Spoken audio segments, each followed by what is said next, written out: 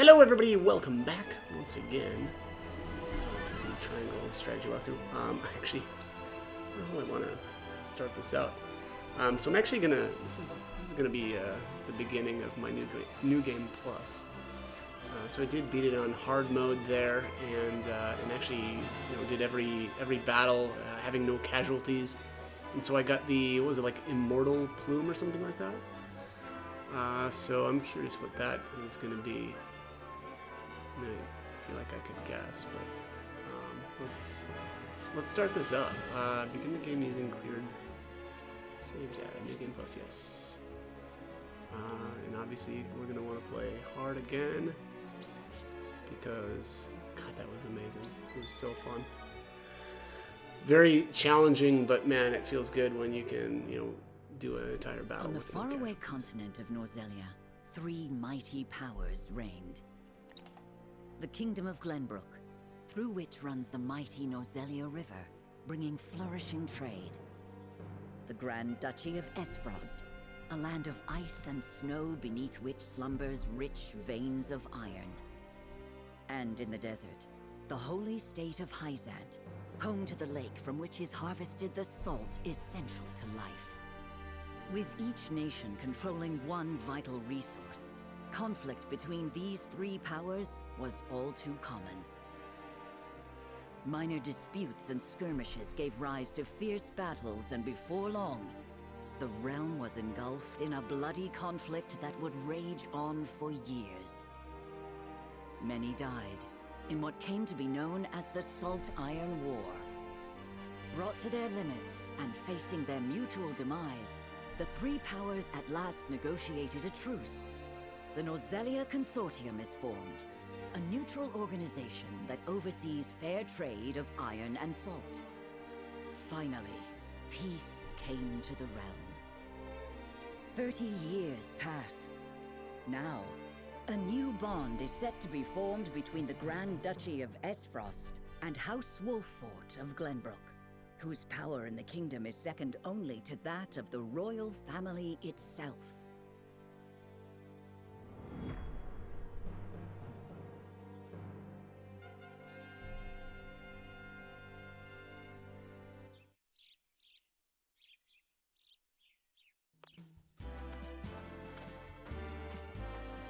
Lord Serenoa?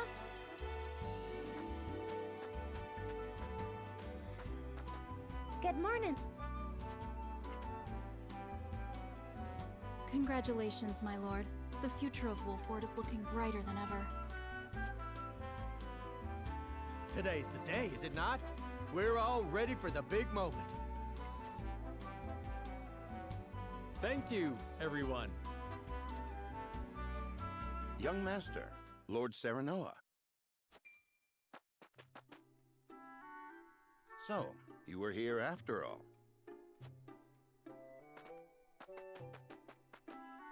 Ah, Benedict. It would seem word has reached the people already. You can thank Eredor for that.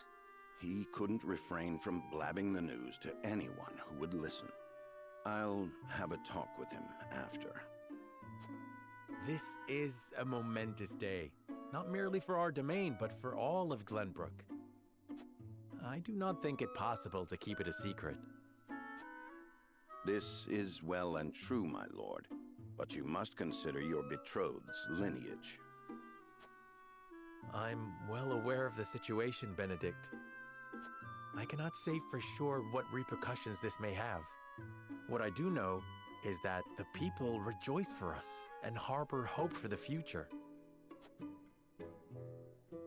As the future Lord of House Wolffort, I must rise to the occasion. Fine resolve, my lord. As House Steward, I will do all in my power to assist. Thank you, Benedict. It is heartening to have the support of my father's right-hand man. Shall we head to the port then, my lord?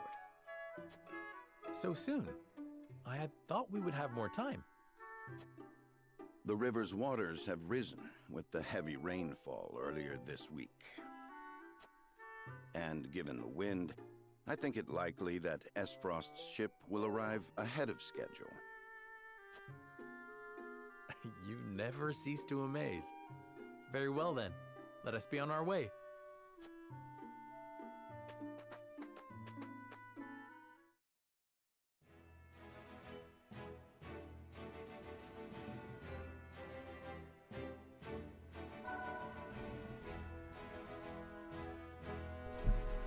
Right. Hard mental mock battles are now available at the tavern. During New Game Plus, in every successive play, the following conviction values will be revealed to you. By accessing scout information at the Sundry Shop, you can view your current conviction values and information on the allies you've yet to recruit. You can see the exact amount a given conviction stat has increased the moment it changes. Choices that affect conviction stats will be labeled to show which stats they affect and by how much. Now, I don't think that matters at all. I got all of my, I believe all of the characters in my first playthrough that you can get via the conviction stat, or stats. So I don't even think that's going to matter at all. But anyways, in addition to dialogue choices, the following actions also raise your morality, utility, and liberty stats. So making choices, persuading allies, casting a tie-breaking vote, watching sub-events, and honing your weapons. The following actions raise your morality stat. Exchanging a large amount of kudos for items, participating in mental mock battles, talking to a large number of NPCs during battle, ending a turn without moving or taking action, fortifying allies, winning a battle without killing any or all enemy units, and winning a battle in which the recommended level matches that of your army. Now, morality isn't, in my opinion, the hardest of the stats. I initially kind of thought that it might be, but ending a turn without moving or taking an action, that's actually pretty easy to do. Fortifying your allies, you're going to be doing that constantly throughout your playthrough. Whereas winning a battle without killing all enemy units, I don't think I've ever done that. I don't think there's been a single battle where I didn't kill. Oh, I'm sorry, that's not true. No, that's not true. Especially towards the end, that last mental mock battle, actually I did that a lot. Winning a battle in which the recommended level matches that of your army, that's the other one that's actually pretty tough to pull off. Yeah, so in battle, those are that's where these conviction choices are actually farmable. You know, the taking or talking to a large number of NPCs. There's only so many NPCs in the game, so there's only so many points that you can get from that. So keep that in mind. And so actually, when I got towards the end of my last playthrough there, there was a certain point where basically I just stopped and farmed up, you know, morality. It was basically right after the final conviction choices. And so I had so much built up, you know, points built up from other places that it didn't take me long at all to farm. But again, morality was actually pretty easy to farm. All right, so actions that bolster conviction utility. The following actions raise your utility stat. Selling unneeded items at shops to obtain plentiful coin. That happened all the time. I farmed that level 10 mental mock battle so much that I capped out on, I think it was stone. And so basically every single time I was selling a ton back to the shop. So proactively collecting items and information, yeah, pretty easy, right? Just talk to people. Deploying the recommended units for the upcoming battle, that was a little hit and miss. I think there was a lot of battles that I didn't use recommended units. During battles, using quietus. I used, you know, basically every single battle. I'm pumping those things out. And when I was doing my farming from that level 10 mental mock battle, I was using all of the quietus points that I could. So I was getting a ton of utility. Collecting spoils, same thing. I was picking up stuff with Lionel to get extra money. Weakening enemies, that's pretty easy to do though. Eradicating all enemy units when doing so is not a victory condition. Yeah, I did that all the time. And then winning a battle in which the recommended level is higher than that of your army. Again, same thing. There's a point where if you continue farming like a mental mock battle, you will overlevel. And so that was very, very easy to get. The utility is the easiest of all of the conviction choices to get points for. Here, actions that bolster conviction. So spending a large amount of coin at shops, fairly easy, and I did that quite a bit. Using items, again, towards the end I started doing that a lot. Examining many objects, deploying units not recommended for the upcoming battle. So yeah, kind of hit and miss there on stuff that I did a lot. Now, during battle, though, stealing items. I actually didn't steal that much. And Travis isn't even available until, what is it, like, chapter 15 or something? It's crazy late in the game. But I did eventually get him. So next up is healing allies. I did that a ton. That's easy enough. And then winning a battle in which the recommended level is lower than that of your army. That is hard to pull off. If you're doing any amount of farming, that is not going to happen. And so you're just looking at, in terms of during battle, really only healing your allies as a way to get excess liberty. So liberty is the hardest of the 3 different conviction stats to get. So, all right, let's take a look at what we can actually do here now in the encampment. I'm really kind of curious here. So I thought I had learned all there was to archery, but it turns out certain wisdoms only come with age. Some have even taken to calling me Divine Bow. Feels sort of strange, that. Daily training, daily growth, everyone needs that, no matter how old they get. That's my conviction. How can I help you today? Alright, let's take a look here at the trade post. Alright, so we can't get any new Medal of Bravers. Look at all the Medal of Valors, though. Excellent. So this, well, I was going to say that's probably, no, that's not it. There's definitely, we're going to need to get more of those. A couple of silvers here, leather. These are just, weapon upgrade items. I don't even know who, or if anybody even needs these, but I'm buying them anyway. Yeah, I'm sure that is the case, but parchment. So there you have morality +5. Rare thorns, curious feathers, couple of lion's hearts, electrum, sacred bow, diamonds, jades.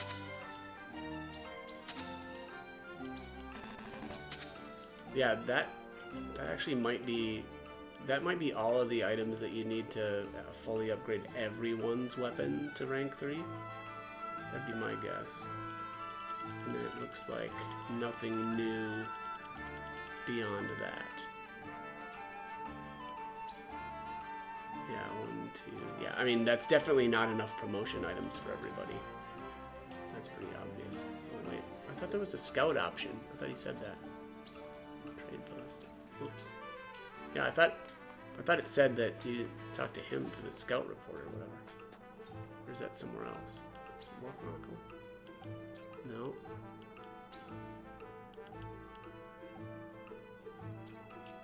Well. Yeah. Not sure on that. Alright, let's talk to Lionel. Since you got through the Norzelia Consortium are able to pass easily in and out of other nations, meaning they're privy to information that others are not. Lionel's selection is especially grand today. Well, let's put that to the test. This actually just looks like the same inventory from the end of the game. Yeah, it's not looking like there's anything new. Yep, this is the same inventory as at the end of the game for me, so... Alright, well, that means we're gonna have to get items in other ways, I guess. Let's see here. I'm in Eredor, I'm still running my old place. The Great Glutton ate and drank his way through my whole stuff more than once. Some stuff that needs taken care of if you're up for it. Alright, so let's see here. This looks all like basic stuff. Here, this is new. Seize the dais. Force who occupies the dais will be the victor. Many of your enemy's troops can knock units back with their attacks, so careful positioning may be vital to seize the day. Interesting. Last man standing. Any reinforcements flood the field and threaten to overwhelm you. Fight for your life, even if you should be the last standing. Battle of Wits. Find a defensible position to shelter Serenoa. And during this engagement, the force which more skillfully uses the barriers to their advantage will emerge victorious. Interesting. Okay, guerrilla tactics. Use the terrain of the Rosellan village wisely to gain the upper hand. Anticipate where the enemy will strike to maintain an effective defensive position. So a lot of level 33 or three different level 33 battles. It looks like probably just a way to farm, you know, materials. I don't know, maybe more efficiently. I'm not sure, but I mean, that seems really lame though. Why would we be getting rank 1 items? I don't know, maybe there's something more to that. Whereas, like, look at this stuff is like quality iron and quality stone. I'm guessing Seize the Deus is probably pretty good to farm. I love that level because it's so small. And you can do some, you know, pretty crazy stuff there. With the like the weird, you know, pillar things. Well, we'll see about this. Oh, Field of Creek, Jesus. So gross. I hated that level. Alright, blacksmiths are anything but weak. Swinging a heavy hammer day in and day out means my arms are deadly weapons in and of themselves. Heavy weapons that need the attention of my hammer. Probably. Yeah, I don't have enough. I don't have enough of the other items, like the superior stuff, to upgrade anything. So I'm kind of wondering where that's going to come from. Oh, Roland is already with us. Is that right? Alright, let's see who can get upgraded now. Here we go. Julio. What's his weapon skill? Do physical damage to all enemies within range and lower their TP by 1. Eh. Alright. Oh, my boy Travis. Alright, let's check this guy out.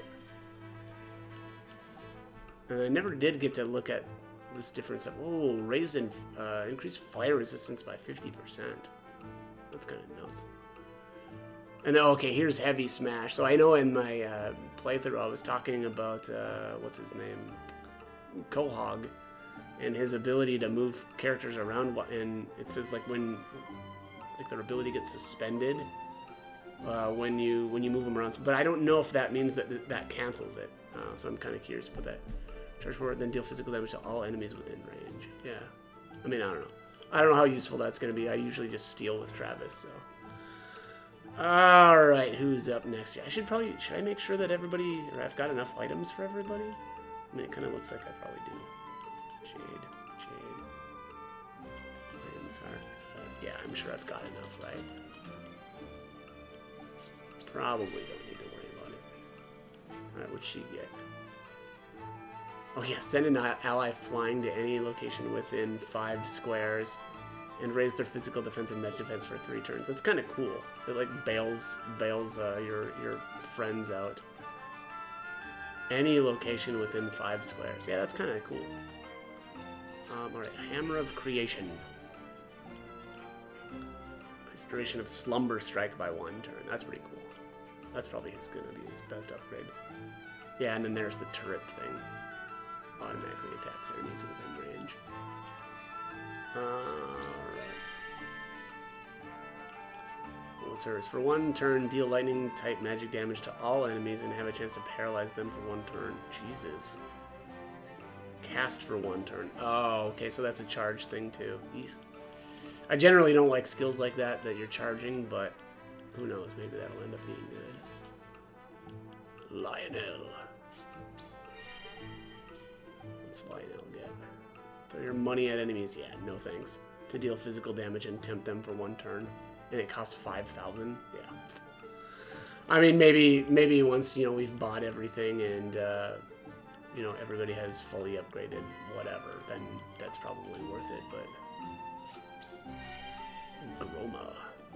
Let's see here. Do physical damage to a single enemy. The higher the enemy is above you, the greater the damage. I don't know. There's probably situations where that's good, but... Man, Quahog gets so many upgrades here.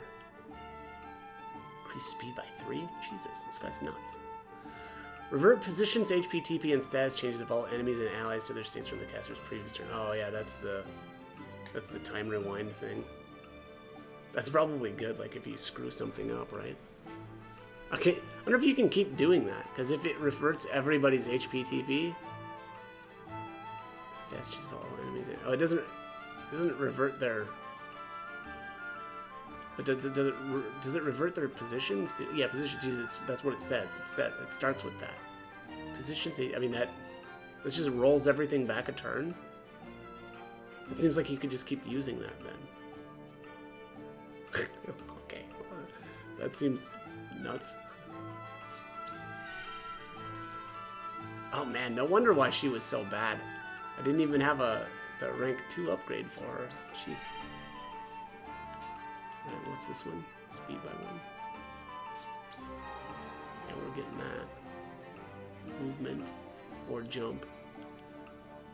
Yeah, that's kind of wild.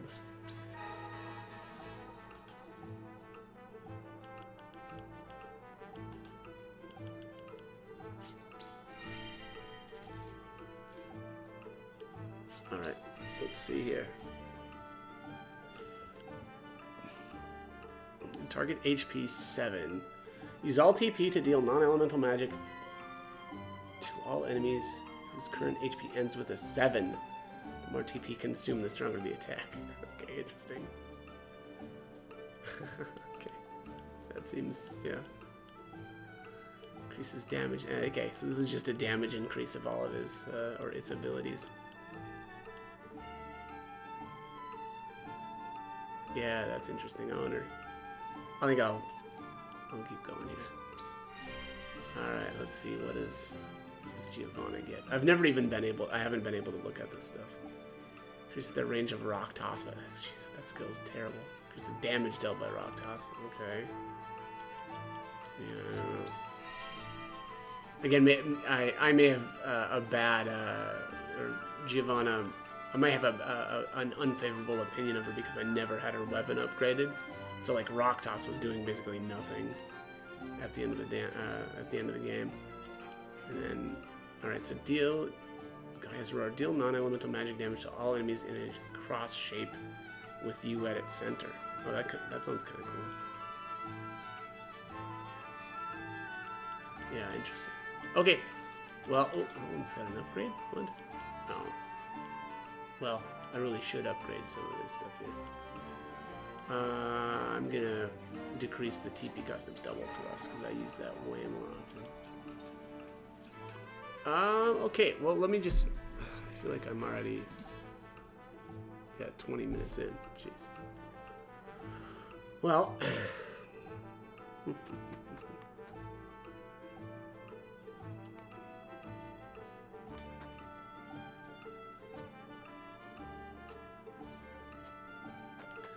Still kind of trying to decide which route I want to... Well, I'm not really, to be honest. So, I know in the last playthrough there I had talked about wanting to do the golden route for my second playthrough, but I actually don't think I'm going to do that. I think I'm going to go with the Trish route this time.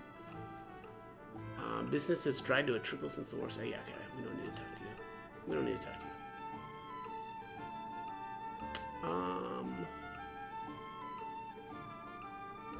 Yeah, you know what I'm going to do here? I'm going to end this one. I'll kick around, and actually I might just test this out. I don't know if these battles are going to be like the same exact... Like, my understanding was there was going to be a hard mode, but this doesn't really strike me as a hard mode, you know, certainly basic training anyway. So we'll see. But, alright, yeah, stick around for more of the New Game Plus if you're interested in that. And we'll see how it goes. So as always, hope the guide was helpful, and thank you for watching.